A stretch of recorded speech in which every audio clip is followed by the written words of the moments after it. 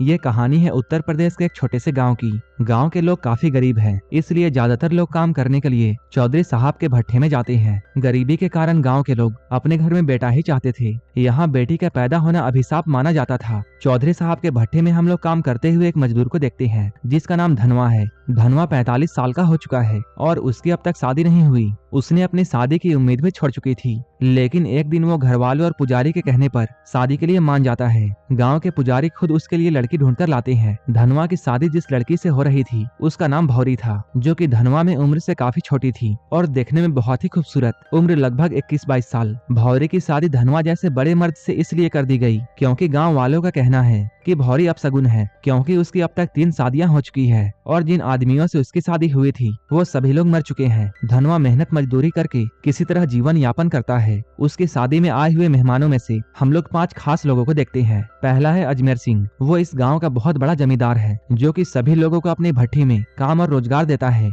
दूसरा है उसका मैनेजर सौरभ, जो कि पहले इस भट्टी में काम किया करता था, लेकिन फिर धौंस जमाकर और चौधरी जी की गुलामी करके वो यहाँ का मैनेजर बन बैठा। वो यहाँ के लोगों से हफ्ता वसूल करता है और मजदूरों के बीच में गुंडागर्दी भी किया करता है। तीसरा है गांव का पंडित, जो कि एक नंबर का ढोंगी आदमी है। वो सिर्फ पैसों के लिए काम करता है। उसे ना तो कोई धर्म का ज्ञान है और ना ही तंत्र मंत्र का। उसे बस औरत और पैसा चाहिए। वहीं हम लोग चौथे खास आदमी को देखते हैं, जो कि गांव का एक सेठ है। वो इस गांव में दुकान चलाता है। वो सामान उधार देने के बदले में औरतों से उनकी इज्जत छीनता है। इसके बाद नंबर आती है डॉक्टर की, जो कि एक नंबर का बदमाश आदमी है। धनवा के शादी में चौधरी के अलावा उसके 2 छोटे भाई भी आए थे, जिनका नाम दया और गोपाल है। जैसे ही उन्होंने भौरी को देखा, वो लोग अपने बड़े भाई से बहुत गुस्सा हो गए। उन्होंने कहा कि धनवा की शादी इतनी खूबसूरत लड़की से कैसे हो गई, उसे तो हमारे पास होना चाहिए। ये दोनों एक नंबर के छिछोरे और बदमाश हैं। गांव की हर लड़की पर इनकी नजर खराब रहती है। इधर धनवा और भौरी के शादी में जब सभी गांव वाले जश्न मना रहे थे, तब चौधरी के भाई जंगल में जाकर कुछ ऐसा कारनामा करते हैं जिसके बारे में किसी ने भी नहीं सोचा था। उन लोगों ने गांव की एक पागल लड़की को पकड़कर जंगल में ले गए और इसके बाद उन्होंने उस पागल लड़की के साथ में हैवानियत की सारी हदें पार कर दी। जब इनका काम पूरा हो गया, तब इन दोनों को ये डर सताने लगा कि कहीं ये लड़की गांव में जाकर गांव वालों को सच ना बता दे। इसलिए इन्होंने उसे मारकर नदी में लाश को फेंक दिया। वो लोग ऐसा कई बार कर चुके थे, इसलिए ये सब उनके लिए एक नॉर्मल सी बात थी। लेकिन इस बार उन्होंने गलत करने के साथ साथ मर्डर भी किया था, इसलिए पुलिस भी यहाँ आ गई थी। पुलिस वाले की चौधरी के साथ में पुराने वक्त से दुश्मनी थी और इसके बारे में सभी लोग जानते थे। जैसे ही चौधरी को अपने भाइयों के हरकत के बारे में मालूम चलता है, चौधरी उन दोनों को लेकर सीधा पंडित के पास में जाता है, ताकि पंडित पूजा करके उन दोनों को इस पाप से मुक्ति दे सके। तभी इंस्पेक्टर भी इन दोनों की तलाश में यहाँ पहुँच जाता है। पूरे गाँव के सामने इंस्पेक्टर ने चौधरी के भाइयों को पकड़ लिया। जब चौधरी अपने भाइयों को बचाने के लिए आगे आया, तब इंस्पेक्टर ने उसे जोर का ऐसा तमाचा मारा कि चौधरी को दिन में ही तारे दिख गए। इंस्पेक्टर ने उसे धमकी दी,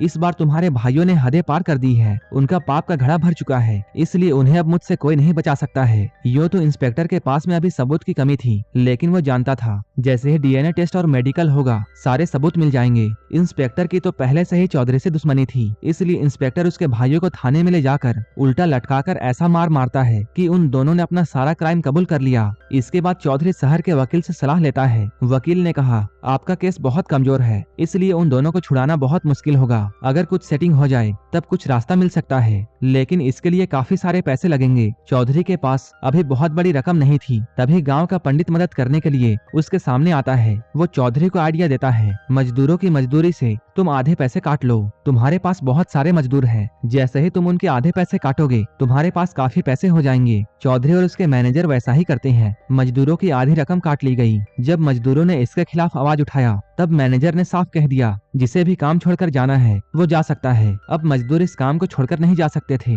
क्योंकि इस गांव में कोई भी रोजगार नहीं था और आसपास कोई दूसरा भट्ठा भी नहीं था। जिसने भी इसके खिलाफ आवाज उठाया, उसे जान से मारने तक की धमकी दी गई। इधर हम लोग एक बुधवा नाम के मजदूर को देखते हैं, जिसका बेटा अभी बहुत बीमार है। वो अपने बेटे का इलाज कराना चाहता था, लेकिन मजदूरी कट जाने की वजह से उसके पास इलाज के पैसे नहीं थे। जब बेटे के इलाज के लिए पैसे नहीं थे, तब बुधवा की पत्नी मालती को डॉक्टर के पास में जाना पड़ा। डॉक्टर ने उसे इलाज के लिए दवा तो दिया, लेकिन बदले में मालती की इज्जत ले ली। इसके अगले दिन धनवा अपनी मजदूरी मांगने के लिए चौधरी के पास में जाता है। चौधरी ने जब धनवा को यहाँ देखा, तब उसे बहुत गुस्सा आया। चौधरी ने बड़ी ही बेशर्मी से कहा, अगर तुझे तेरे पैसे चाहिए तब अपनी औरत को यहाँ भेज दे, तुझे तेरी बाकी की मजदूरी मिल जाएगी। ये सुनकर धनवा आग बबूला हो गया। उसने भी पलट कर जवाब दिया, ठीक है चौधरी, मैं अपनी 7 दिन की मजदूरी छोड़ देता हूँ, तुम अपनी बीवी को मेरे पास भेज दो। चौधरी जैसे ही धनवा के मुंह से इन बातों को सुनता है, उसका गुस्सा 7वें आसमान पर पहुंच गया। इसके बाद उसने अपने आदमियों से धनवा को यहाँ पर बहुत पिटवाया। धनवा बच तो गया था लेकिन बहुत घायल था। डॉक्टर ने यहाँ आकर दवा तो दे दिया लेकिन वो यहाँ भौरी से इसकी वसूली करना चाहता था। अब धनवा काम पर नहीं जा रहा था, इसलिए घर में खाने के लाले पड़ गए। सारे परेशानियों से तंग आकर भौरी पंडित के पास में जाती है। पंडित कहता है इन सबका इलाज पूजा पाठ से हो जाएगा, तुम काली अंधेरी रात को मेरे पास अकेले आ जाना, वो भी सिर्फ एक वस्त्र में। जब उसने घर आकर पंडित जी की बात अपने पति को बताई तब धनवा बोला, अगर पूजा पाठ से बीमारी ठीक हो जाती तब इस दुनिया को डॉक्टरों की जरूरत ही नहीं होती। पंडित तुमसे क्या चाहता है मैं अच्छी तरह जानता हूँ। उसी रात हम लोग पुजारी को देखते हैं। पुजारी यहाँ बैठकर देर रात तक उसका इंतजार कर रहा था। अभी यहाँ पर ये सभी पाखंडी लोग एक साथ थे। पंडित को भौरी के इंतजार करते हुए देखकर लाला ने उसका मजाक उड़ाया। ये सुनकर डॉक्टर मुस्कुराते हुए ये कहता है, कल सुबह मैं तुम लोगों को दिखाऊंगा कि मैं क्या करता हूँ। अगले ही दिन डॉक्टर ने चौधरी की मदद से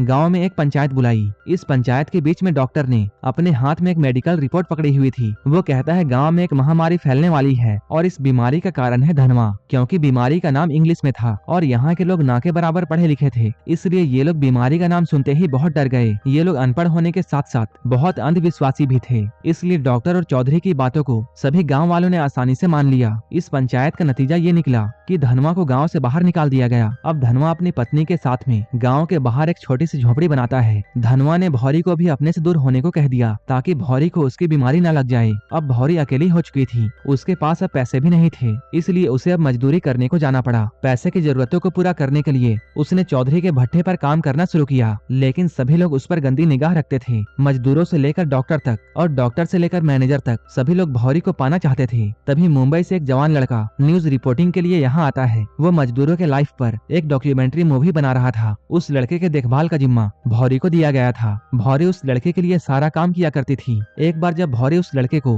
अंधेरे में छोड़ने के लिए जा रही थी तभी जोरों की बारिश हो जाती है। अचानक लड़के का पैर फिसलता है और वो भौरी को लेकर जमीन पर गिर जाता है। देखते ही देखते ये दोनों आपस में लिपट गए। भौरी को ऐसा लगा जैसे इस पल को किसी ने भी नहीं देखा, लेकिन वो गलत थी। एक गाँव वाले ने उसे ऐसा करते हुए देख लिया था। अगले ही दिन ये खबर पूरे गाँव में आग की तरह फैल गई। सारे गाँव वाले एक जगह जमा हुए। गाँव वाले मिलकर उस लड़के को बहुत मारते हैं और इस पंचायत में भौरी पर ये इल्जाम लगाया गया कि उसने ये सब जानबूझकर किया है। गांव के सारे लोग तमाशा देख रहे थे। तमाशा देखने वालों में धनवा भी था। इसके बाद धनवा भौरी पर बहुत गुस्सा हो जाता है। वो कहता है तुमने मुझे धोखा दिया है, इसलिए अब तुम्हारा और मेरा कोई भी रिश्ता नहीं है। अब भौरी पूरी तरह अकेली हो चुकी है। उसका ना तो कोई गांव में सहारा है और ना ही अब उसके पति का। उसे अब बेबसी और अपमान में वही रास्ता चुनना पड़ा जहाँ जाने के लिए पूरा गाँव उसे ढकेल रहा था। इसके बाद उसने चौधरी और उसके सारे लोगों को ये संदेश भेजा कि अब मैं वही करूंगी जो कि तुम लोग चाहोगे, लेकिन अब मेरी कीमत बाकी औरतों से 10 गुना होगी। शुरू में तो सभी लोग उसे अनसुना कर देते हैं, लेकिन जैसे ही रात होती है सारे भूखे भेड़िए वहाँ पहुँच जाते हैं। भौरी पूरी तैयार होकर इन लोगों के सामने आई और उसने अपना बोली लगाने को कहा।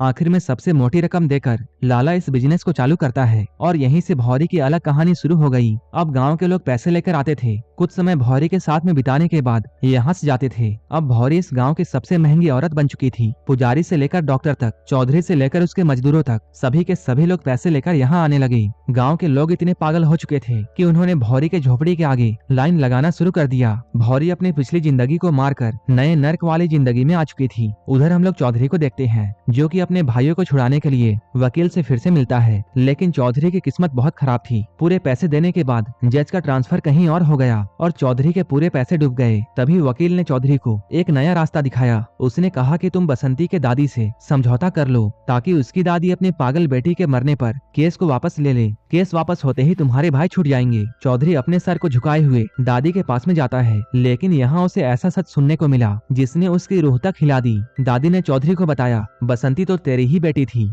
चौधरी ये सुनकर हक्का बक्का रह गया। असल में कई साल पहले चौधरी का एक अवैध रिश्ता था जिससे बसंती पैदा हुई थी। भले ही बसंती पागल थी, लेकिन उसकी रगों में भी चौधरी का ही खून था। सच्चाई जानकर चौधरी अंदर ही अंदर टूट गया। उसे ऐसा सदमा लगा कि वो ना तो किसी से कुछ बातें करता और ना ही किसी को कुछ बोलता। आखिर में डिप्रेशन और गिल्ट की वजह से चौधरी की मौत हो जाती है। किसी को समझ में नहीं आ रहा था कि चौधरी जैसे ताकतवर इंसान की मौत ऐसे कैसे हो गई, लेकिन चौधरी के मौत मौत के बाद में भी गाँव का वही कार्यक्रम चालू था। इधर एक बार डॉक्टर की बेटी भी बीमार पड़ गई। जब वो दवाई से ठीक नहीं हुई तब जांच करने पर डॉक्टर को ये मालूम चला कि उसकी बेटी को एड्स है। डॉक्टर ने उसे मार मार कर पूछा, तुमने किसके साथ में अपना मुंह काला किया? तब वो बताती है उसका अफेयर डॉक्टर के असिस्टेंट मनु से था। मनु को जब तबीयत से कूटा गया तब वो बताता है वो भौरी के पास में भी जाता था। भौरी का नाम सुनते ही डॉक्टर का चेहरा पीला पड़ गया। उसे ये बातें याद आती हैं। वो तो खुद भौरी के पास में कई बार जा चुका है। यानी कि भौरी के पास में जो भी लोग गए थे वो सभी लोग धीरे धीरे मर रहे थे। मर्द भौरी के साथ में समय बिताने के बाद अपने बीवियों के साथ में भी इंटीमेट हुआ करते थे, जिसके वजह से इस गाँव में औरत हो या मर्द